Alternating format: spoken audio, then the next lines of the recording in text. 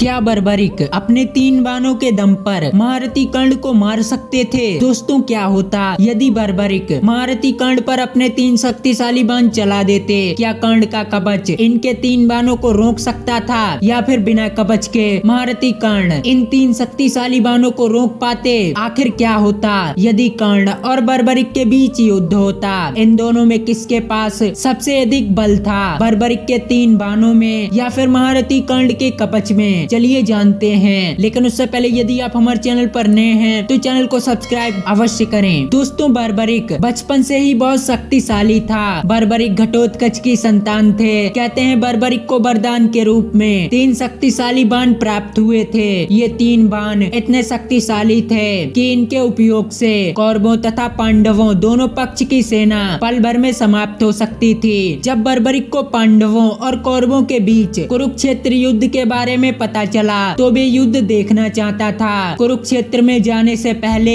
उसने अपनी माँ से वादा किया था कि अगर उसे युद्ध में लड़ने की आवश्यकता पड़ी तो वे उसी पक्ष की तरफ से युद्ध करेगा जो पक्ष युद्ध के मैदान में हार रहा होगा। उनके इस बात को लेकर भगवान श्री कृष्ण बहुत चिंतित हो गए, जिसके चलते भगवान श्री कृष्ण ने बर्बरिक का सिर दान में मांग लिया, जिसके कारण बर्बरिक महाभारत युद्ध में भाग नहीं ले सके। यदि बर्बरिक युद्ध में हिस्सा लेते और वे पांडवों की तरफ से युद्ध करते तो क्या होता? कहते हैं कौरवों में एक से एक बड़े शक्तिशाली योद्धा थे और सबसे शक्तिशाली महारथी कर्ण थे, क्योंकि कर्ण भगवान परशुराम के सबसे प्रिय शिष्य थे। कर्ण के पास परशुराम द्वारा दिया गया विजयी धनुष था। इसके साथ महारथी कर्ण के पास महाशक्तिशाली कवच था, लेकिन युद्ध से पहले अर्जुन के पिता इंद्र ने महारथी कर्ण से उनका कवच दान में मांग लिया ताकि अर्जुन आसानी से युद्ध में विजयी हो सके। क्योंकि महारथी कर्ण यदि अपने कवच के साथ युद्ध के मैदान में आते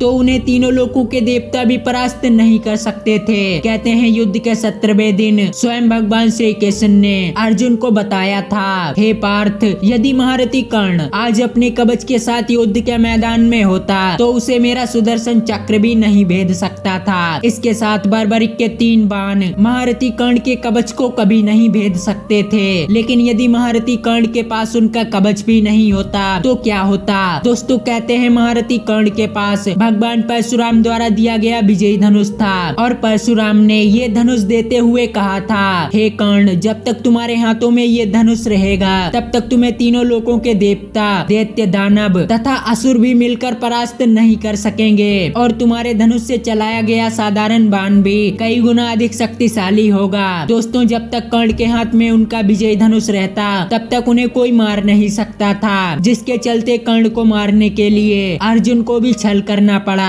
और यदि बर्बरिक महारथी कर्ण पर बिना कवच के अपने 3 शक्तिशाली बाण चला देते तो महारथी कर्ण के हाथ में उनका विजयी धनुष होता और जब तक कर्ण के हाथों में उनका धनुष रहता तब तक बर्बरिक के 3 शक्तिशाली बाण कर्ण को कोई हानि नहीं पहुंचा पाते, क्योंकि कोई भी वरदान किसी दूसरे वरदान को नहीं काटता। इस तरह महारथी कर्ण बर्बरिक के तीनों बाणों को बिना कवच के भी नष्ट कर सकते थे। तो दोस्तों, आज की ये खास जानकारी आपको कैसे लगी हमें कमेंट में जरूर बताएं, और वीडियो पसंद आई हो तो चैनल को सब्सक्राइब करके बेल आइकन अवश्य दबाएं।